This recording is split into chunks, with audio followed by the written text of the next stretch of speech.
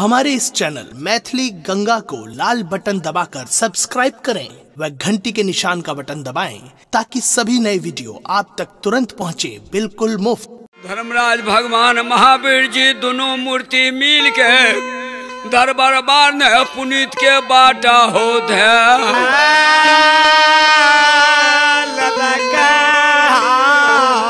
घड़ी डन पलक में बिजली के छिटक में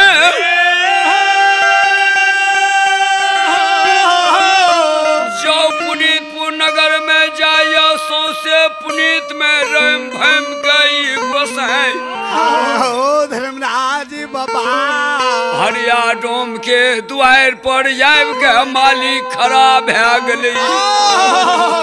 आज कोन समय में जय समय में हरिया डोम दोनों प्राणी सुजागर बाजार में डगरा दौरी के बिक्री क्या रहे। हरिया के बेटा जे छोटा सा रंजित रहे से सगी बेगरिया के संग में पुली खेले ले चल गेले। वही समय में धर्मराज हरिया डोम के द्वार पर आबि के ठड़ा भै गेलै। अरे गरी हो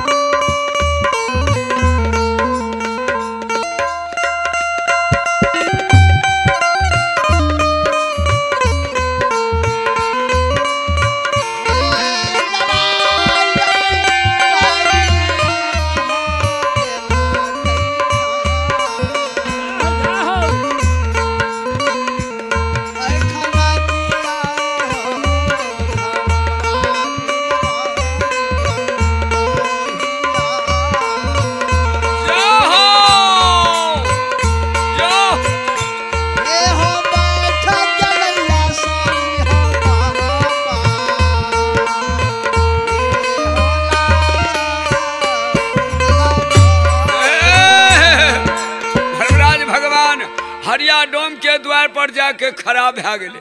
आज और यासन के लागे मार लेलके खंती के गाड़ देलके। आज हरिया डोम के द्वार पर बैठ गेलै संगनो पोथी पुरानी अपना जांग पर होले।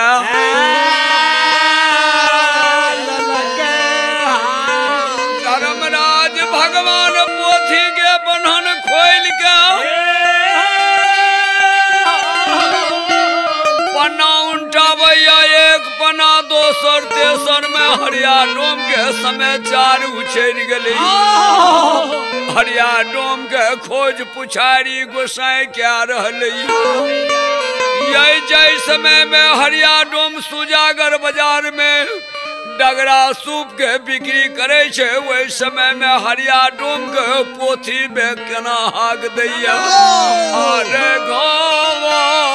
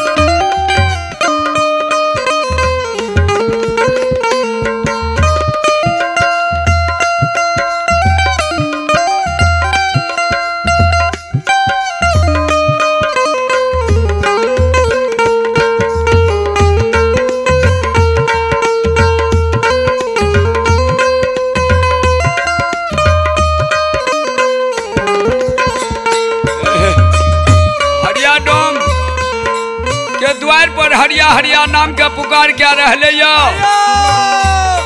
कहे जय भक्तराज सेवक हरिया ए हरिया आये घावारा हो अच्छा लई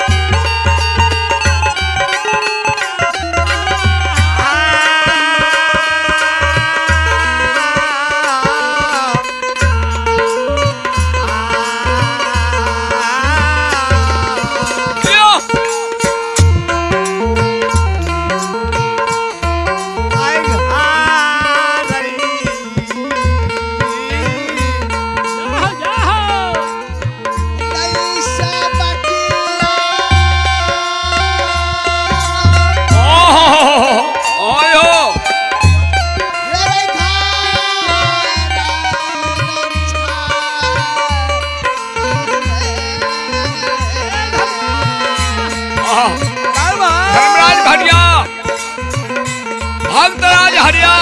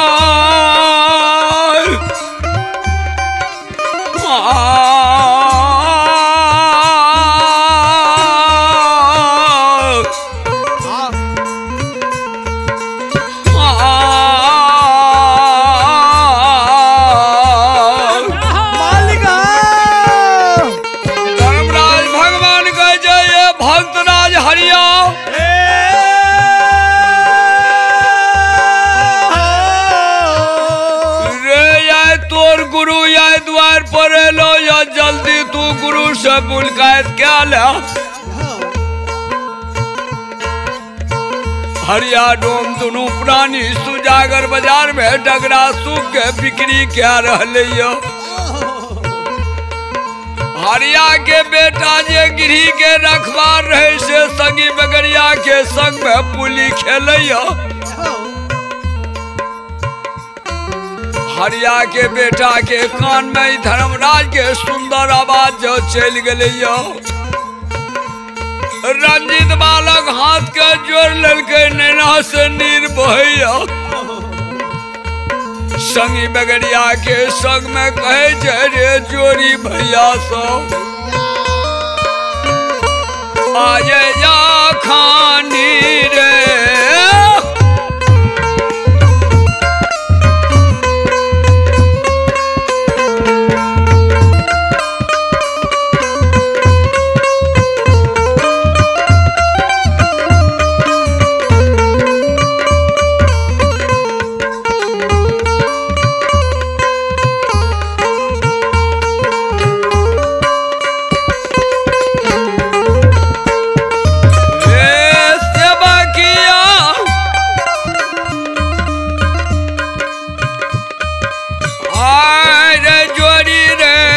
खानी रे छुट्टी नहीं दे दे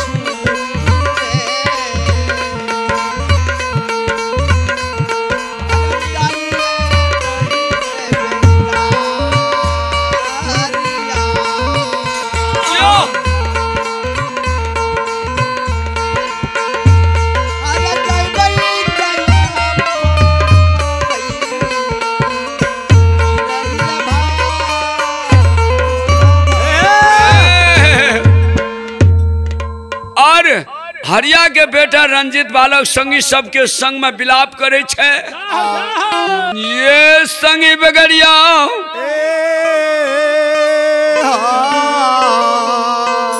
रे हमार माँ बाप गिरी भवन में नैया सुजागर बाजार में डगरा सूप के बिक्री करे ले चल गई।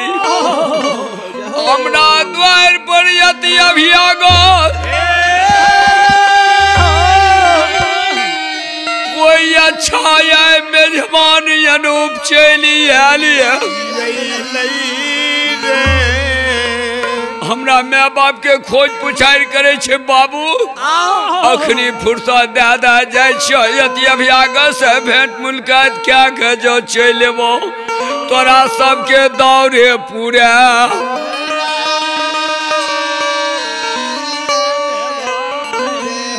अरे घूरी जे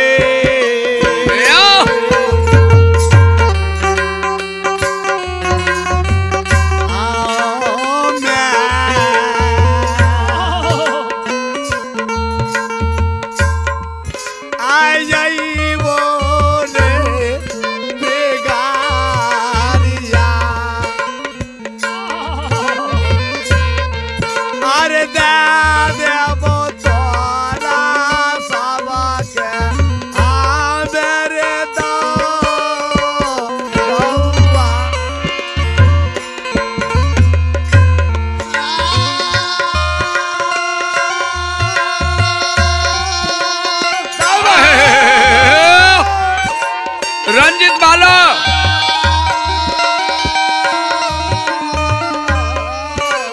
जय हो।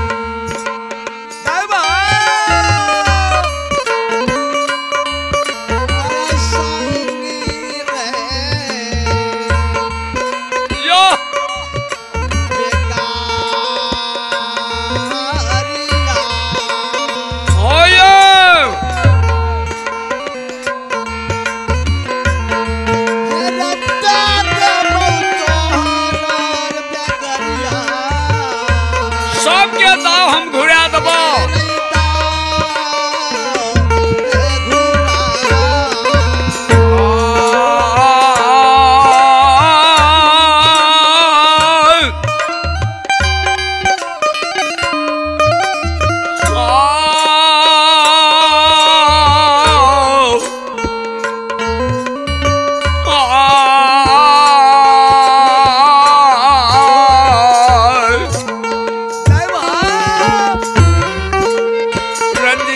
कहे छे रे जोरी भैया सब अखनी फुर्सत दादा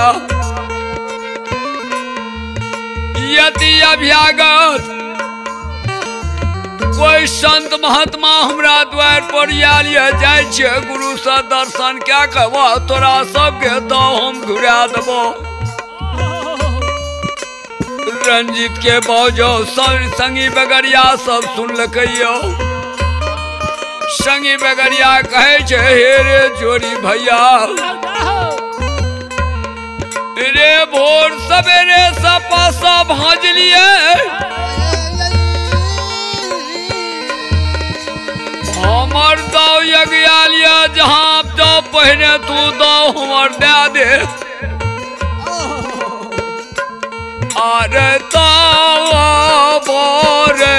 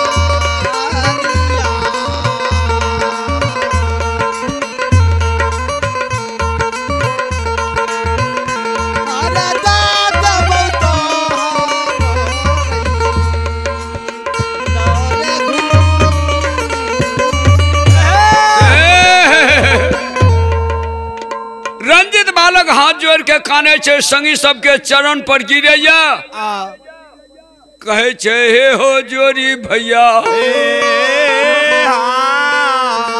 रे हमर माय बाप जाइत के होश भरन डोम छिए,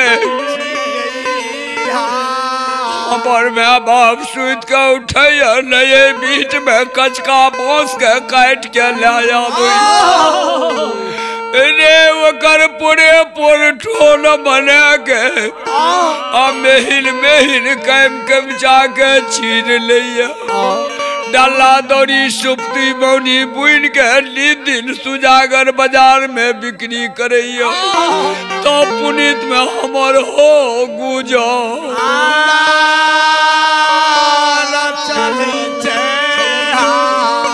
कहल गए हो जोरी भैया,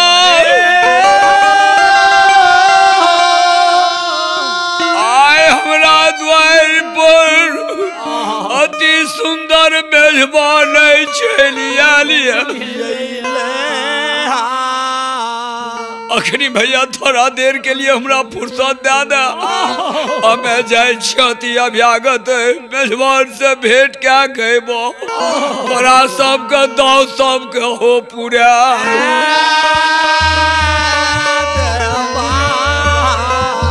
तो रंजित के बोल संगी जो सुनैया, रणजीत के समझा के कहैया, रंजित बालक के समझ सुन के संगी बगड़िया कहे छे हे रे जोरी भैया,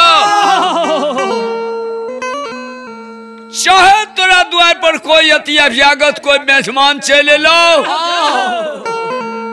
तो इस हमरा कोनो सरकारी नहीं है, चाहे तोरा द्वार पर कोई सखा संबंधी कर कुटुम आ कोई दोस्त महीने लो, तो इससे हमरा कोई जरूरी नहीं है, इन्हें भोर सवेरे से पासा भोज लिए तो हमर यगवा गेलिए, अरे पाहिने रे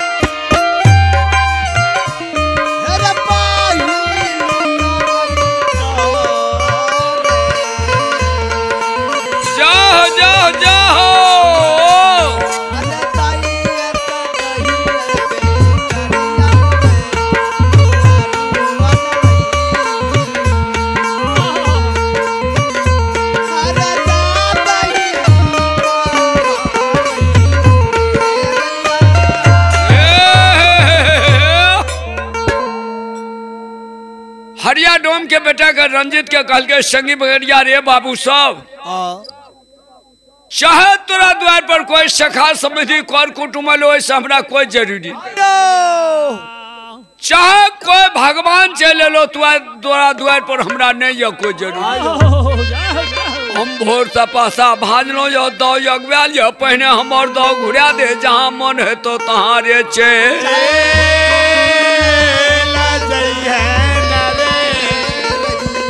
रंजित बालक लट लट के खानैया,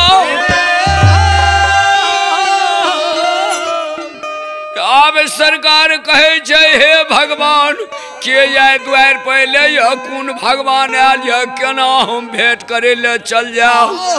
तो रंजित के कानो धर्मराज सुनैयो, अभी कहे छे हे हनुमंत लाल, देखियो जाए भक्तराज सेवक हमर रंजित बालक 4 बाजार कान। महावीर जी कहल के सरकार की करबे, वो बच्चा खेल भोर से कर दाव पछुआ गए, संगी सब नहीं देते फुर्सत। कहल गई हे हनुमंत लाल,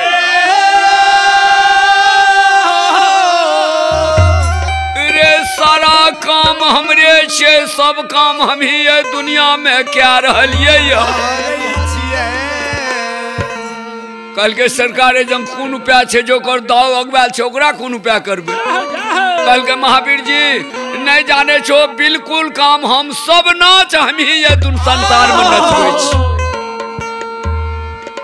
कल के दाव के की करबे, कल के देखियो जिस समय में बाबा बेनी के रासरे शाह शौक मोहन वो कल्याणपुर गांव से भगा के ले गए।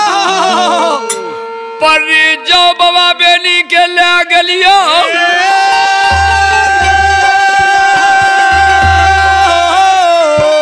बेनी बाबा के गाय के खूर से जुगल जिम्मेदार के बेटा मरले रहे, तकरा ये जिया दिलिए।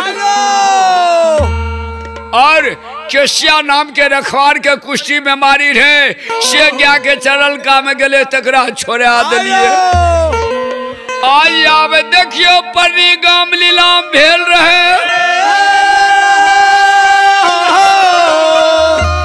पर्री के लोग सब आव के कलजोरी मिनती कल के जे बाबा ए लीलामी गाम में तू केना के रहबे ये पर्री में। कहल के महावीर जी तय समय में धर्मराज के हम सुमरन के लिए, धर्मराज हमरा आंग में खेल गए। पर्री गाम जे लीलामी रहे, तकरा छोड़ा के पर्रिया के हो लीला।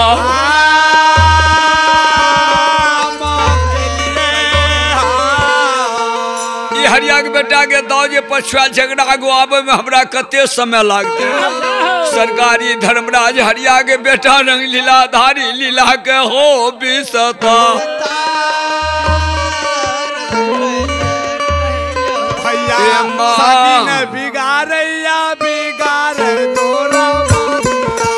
संगी ने बिगाड़ छे, बिगाड़ दूर मतिया।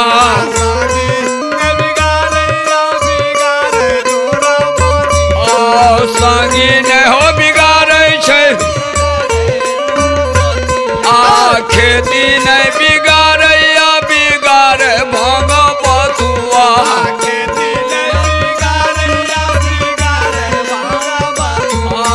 खेती ने हो बिगाड़े छे, बिगाड़े भांग बथुआ।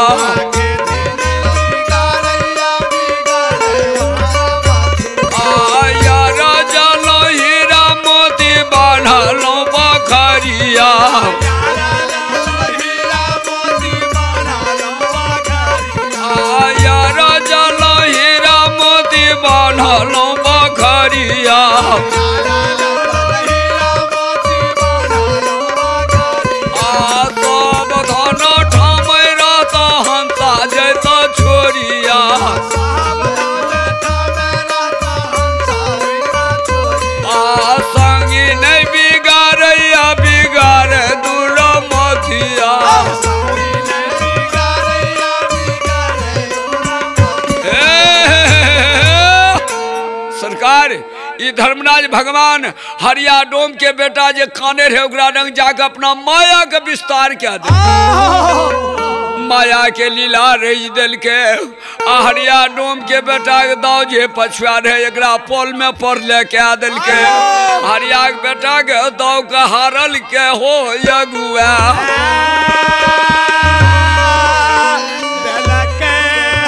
और संगी सबके दाव पीछा भे गए हरिया डोम के बेटा के दाव हो यगुआ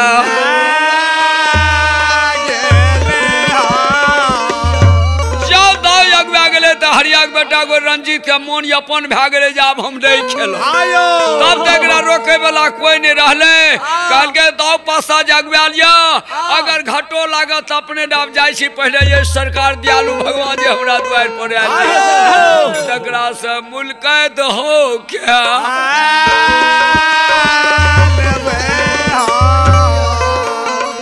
रंजित बालक पुलिस डंडा समेट के अपना बगल में ले लेलके आज अपना गिरही भवन के यात्रा बनबे छे लेकिन भैया ये कलयुग सतयुग त्रेता द्वापर कलयुग में हमर भक्तिया सब की बना के गाबैया अरे जीता ले ये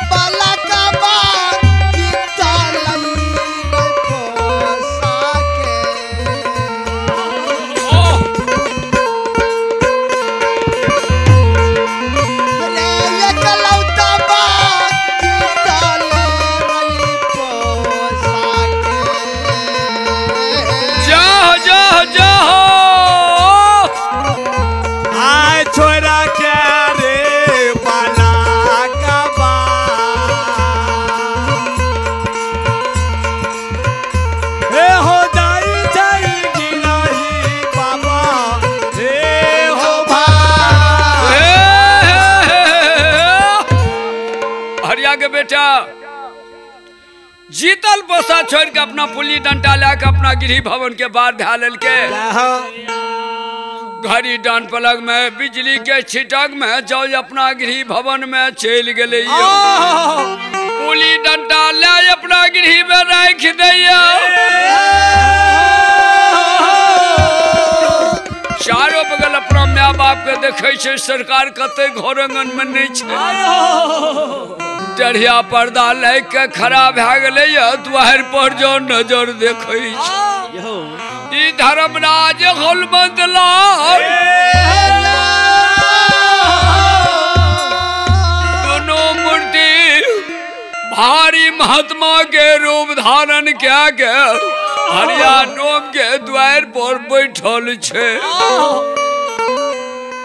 रंजित बालक जे देख के सरकार के बड़का बड़का जटा भारी महात्मा के देख के रंजित के डंडा से होनी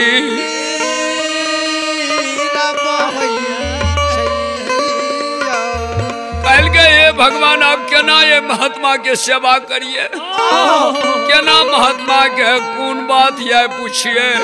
दरबार मार के अपना रंजित बालक गले दयालु धर्म नाग जाके ठरा हो भया।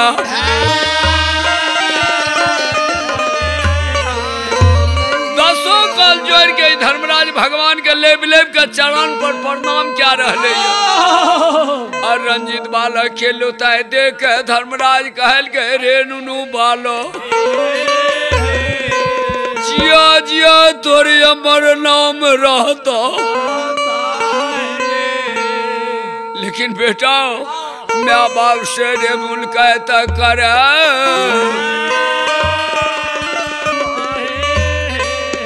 हरिया के बेटा सरकार के चरण पर दसों कल जोड़ के लेब के प्रणाम करे छे। अब भगवान के चरण नहीं छोड़े। डोर हरिया डोम के बेटा कौन भजन गावे छे। ए बहुत ये दीना पर गुरु बाबा जले रखे लोनमा अरे जो मारी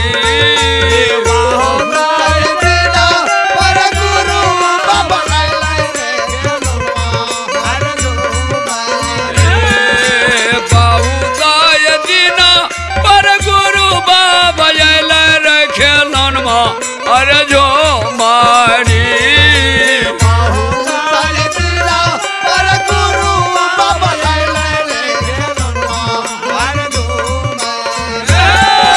हमें करबै तारा सनिया गाय रे खेलनमा अरे जो मारी